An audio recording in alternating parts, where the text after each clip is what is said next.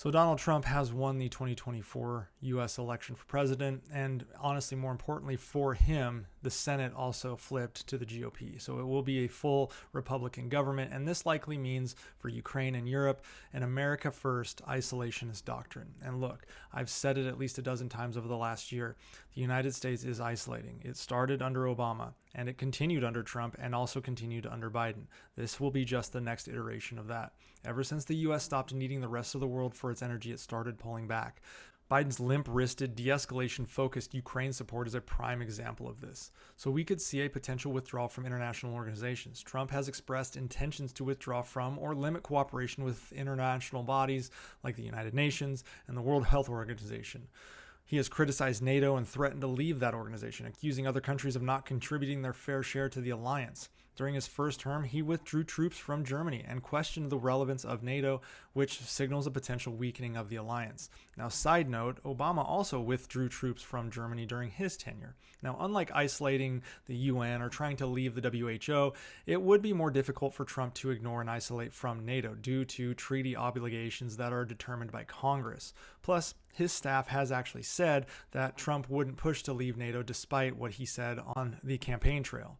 But there is a real concern of cracks forming in the alliance. Now, one key issue here is Trump's unpredictable decision-making style, which introduces uncertainty into international affairs. John Sullivan, the former Trump-appointed U.S. ambassador to Russia and the Deputy Secretary of State under Tillerson and Pompeo, discussed this in his book Midnight in Moscow, how Trump's schizophrenic guidance is not just frustrating, but it can be problematic for diplomacy. He lets fickle popular opinion drive decisions far too much. Allies might find the U.S. less reliable, while adversaries might exploit inconsistencies in U.S. policy, potentially destabilizing various regions. Now, turning to one of those regions, going to look at Europe, Ukraine, and Russia. Now, Donald Trump has repeatedly claimed that he could resolve the conflict between Russia and Ukraine within 24 hours of taking office, without really stating how he would do it. He just suggested that direct negotiations with Putin and Zelensky would lead to a swift resolution. Neither Putin nor Zelensky actually believe that, and they have said as much.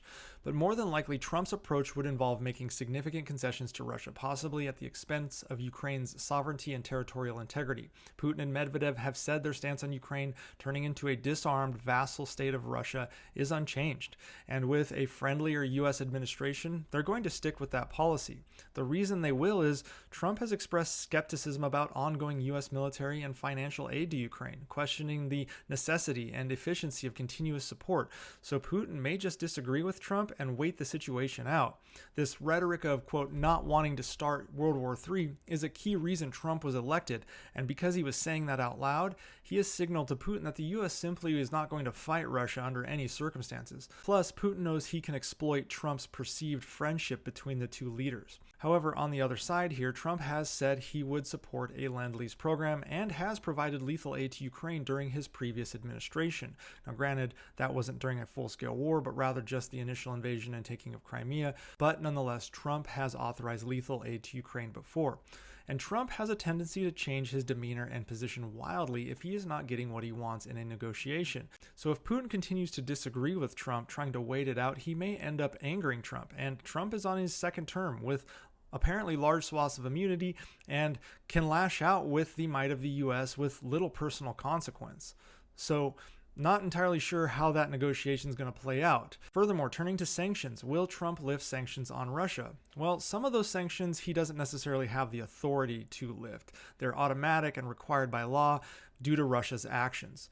But others can be changed under the authority of the president. Now, we certainly will see a slowdown of additional sanctions, but the Trump administration has sanctioned Russia before for poisoning people. Granted, those were triggered by law, but Trump had the authority to influence their impact, and he did not.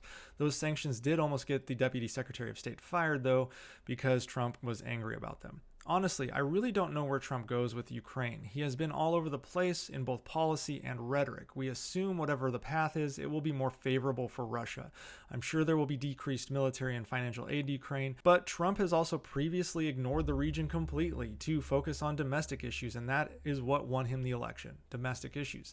And given America's propensity to internalize right now, that may just be what happens, and unfortunately it will be to Putin's gain. Now, as for broader Europe, Europe needs to prepare prepare for a further isolating US. It is happening, and we may not come to save you under Trump, but I don't think you need us to save you anyways. The problem is you have seen the enemy at your door for the last 3 years and have done little to prepare. So starting right now, it's time for all of you to boost to 3% of GDP in defense spending at a minimum, period.